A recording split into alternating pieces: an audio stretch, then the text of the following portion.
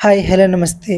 ముందుగా అందరికీ వినాయక చతుర్థి శుభాకాంక్షలు. Here is the review of the film greatest of all time, directed by Venkat Prabhu, starring by Ilaya Thalapathy, Prabhudeva, Meenakshi Chaudhary. And cinema చూస్తున్న సేపు చూసా కూడా నా పరిస్థితి ఇలా ఉందంటే అసలు ఏం జరుగుతుంది ఇక్కడ, నేను చూసింది నేను సొత్తందంతా నిజమేనా అనిపించింది. మరి ఇలా కూడా తీస్తారా మూవీని? అసలు ఒక స్టోరీ అనేది ప్రాపర్ స్టోరీ ఉంది, పేపర్ మీద మంచి స్టోరీ, బట్ దీన్ని స్క్రీన్ మీద తేవడంలో మాత్రం వెంకట్ ప్రభు గారు మాత్రం చాలా డిసప్పాయింట్ చేశారు. ఆయన మంచి మంచి మూవీస్, తోపు మూవీస్ తీశారు ఆయన కెరియర్లో, కానీ ఇలాంటి మూవీ మాత్రం ఆయన నుంచి అస్సలు ఎక్స్పెక్ట్ చేయలేదు. అండ్ మూవీ మాట్లాడుతుంది చాలా ఉంది. దానికంటే ముందు మన ఛానల్ని సబ్స్క్రైబ్ చేసి నన్ను సపోర్ట్ చేస్తుంది. And let's dive into the in depth review of the film greatest of all time.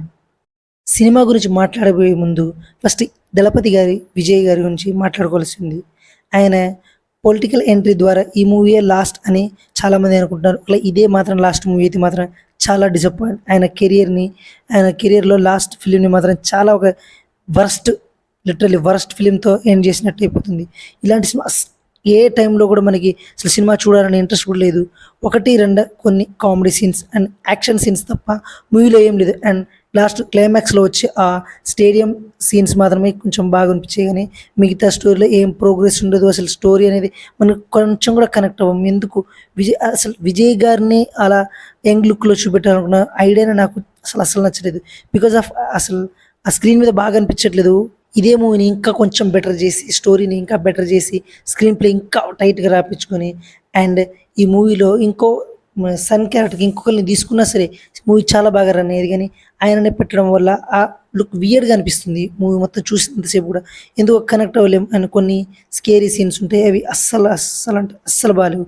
Vijay గారి స్ట్రెంత్, కామెడీ చేస్తూ యాక్షన్ సీన్స్తో మంచి హై ఇచ్చే యాక్టర్ ఆయనకి ఇలాంటి క్యారెక్టర్ పడడం మీద నేను అస్సలు బాగాలేదండి చెప్పడానికి కూడా. అసలు ఈ మూవీని ఎలా ఒప్పుకున్నారు విజయ్ గారు?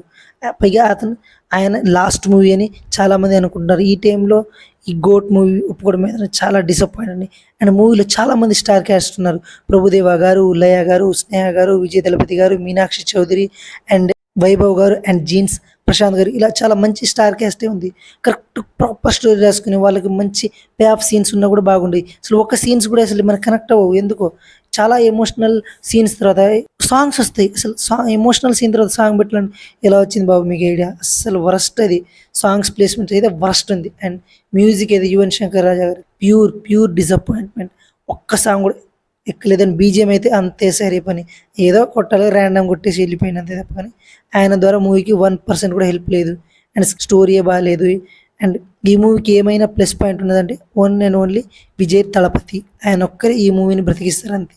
ఆయన చూడాలనుకుని వచ్చే ఆడియన్స్కి మాత్రమే సినిమా నచ్చడం కాదు, చూడాలనిపిస్తుంది, కానీ మిగతా ఏం లేదు. సినిమా మొత్తం డల్ అని. ఏ యాక్టర్ కూడా అసలు వస్తుంటారు పోతుంటారు తప్ప వాళ్ళకు కూడా ప్రాపర్ అయితే వాళ్ళు రాసుకు ఓన్లీ విజయ్ దళపతి గారిని హైలైట్ చేయాలని రాసుకున్న స్టోరీ ఇది. అది మాత్రం బెడిసి కొట్టింది ఫైనల్లీ.